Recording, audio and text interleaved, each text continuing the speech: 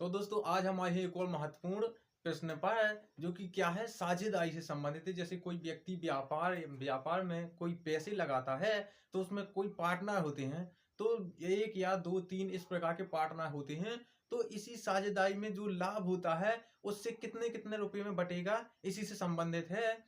तो अपना प्रश्न क्या है, जैसे जैसे यदि किसी व्यापार में तीन व्यक्तियों ने क्रमशः, मतलब तीन व्यक्तियों ने क्रमशः, पहले ने 3,000, दूसरे ने 4,000 तथा तीसरे ने 5,000 रुपये खर्च करते हैं। मतलब तीन व्यक्ति 3,000, 4,000 वो 5,000 रुपये खर्च करते हैं तथा एक वर्ष में तीनों ने एक साथ खर्च किए, तीनों ने एक साथ किसी व्यापार में खर्च किए और एक वर्ष में प्राप्त कुल लाभ बराबर कितना है। तो देखो एक वर्ष में उनको 20,000 रुपये का लाभ होगा।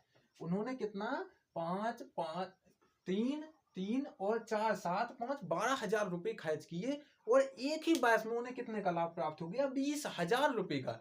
तो 20,000 रुपये का लाभ प्राप्त होगा। तो पहले व्यक्ति का लाभ क्या है, हमको क्या बताना है कि पहले व्यक्ति का लाभ क्या है। तो देखो जब भी इस प्रकार के प्रश्न आए तो हमें क्या करना है, देखो सबसे पहले तो हम उनकी पूंजी लिख लेंगे। देखो सबसे पहले पहले देखो हम कोई भी लिख सकते हैं। तो जैसे 3,000 ये बराबर लिख सकते हैं 3,000।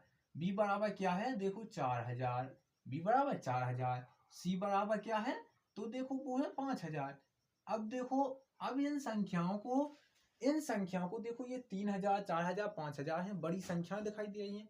तो देखो सबसे पहले तो इन्हें हमें छोटा करना होगा।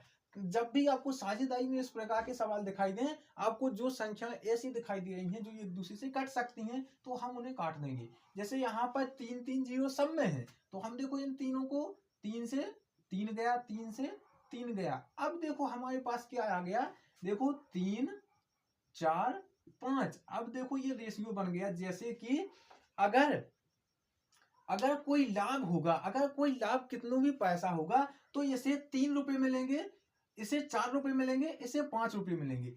और ये होते कितने हैं, देखो 3 और 4 7, 7 7 5 कितने होते हैं, 12। तो देखो कोई भी पैसा अगर अगर 12 रुपए हैं, अगर लाभ का 12 रुपए होता, तो इसे 3 रुपए मिलते, इसे 4 रुपए मिलते और इसे 5 रुपए मिलते। इसी अनुपात में ये क्या होंगे, इसी अनुपात में ये क्या होंगे, इसी अनुपात में ये पैसे बटेंगे। अब देखो लाभ क्या है, अब लाभ समझते हैं। तो लाभ है देखो 20,000 रुपये। अब हमें क्या करना है, तो हम इसको तो मिटा दे रहे हैं, तो समझने के लिए था। अब देखो हम इसे मिटा दे रहे हैं, अब लाभ क्या है और उसी लाभ से निकलेगा। तो देखो हमारा जो रेशियो आता है वो क्या आता है, 3 4 5। इतनी बात आपको याद रखनी है। अब देखो लाभ क्या है, तो लाभ है देखो 20,000 का। लाभ कितना है, लाभ है देखो 20,000 का, इतना लाभ है। अब देखो जब भी ये निकालना पड़ता है, तो देखो इनको हमें जोड़ना पड़ता है सबसे पहले, तभी इसका लाभ निकलेगा। हमेशा आप साझेदारी में यही सोचना कि इन तीनों को जोड़ना पड़ता है। तो देखो 3 और 4 कितने हो गए, 3 और 4 7, 7 5 12। तो देखो 12 रेशियो में ये विभाजित होगा, क्योंकि देखो जब तक 12 नहीं आएगा तब तक इनका हम बंटवारा नहीं कर सकते हैं। इन सबको जोड़ना ही पड़ेगा, तभी इनका सही बंटवारा होगा। तो देखो 20,000 में हम क्या करेंगे, हमें पहले का निकालना है। तो देखो हम सबसे ऊपर लिख देंगे 20,000।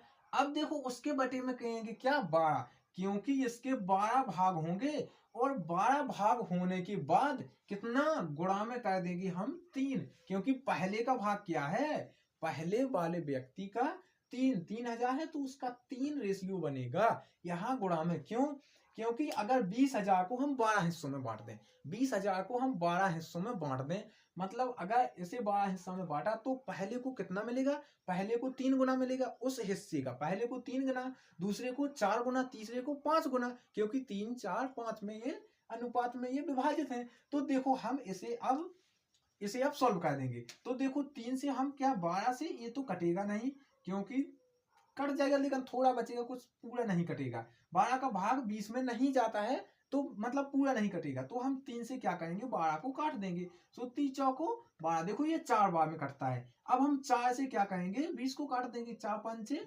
20। तो देखो अब यहाँ क्या बचा, 5, पीछे क्या है, देखो 3 जीरो पीछे रह गई, तो ये 1 2 3। सिंपल, देखो हमारा इतना छोटा सा सवाल है और देखो इतना आसानी से इसका आंसर आ गया। तो इसका आंसर क्या आ गया, देखो इसका आंसर क्या आ गया, 5000। अब ये का क्या है, मतलब पहले नंबर वाले व्यक्ति का कितना 3000 लागत उन्हें किया और एक बरस में उन्हें कितना मिल गया, 5000 रुपये।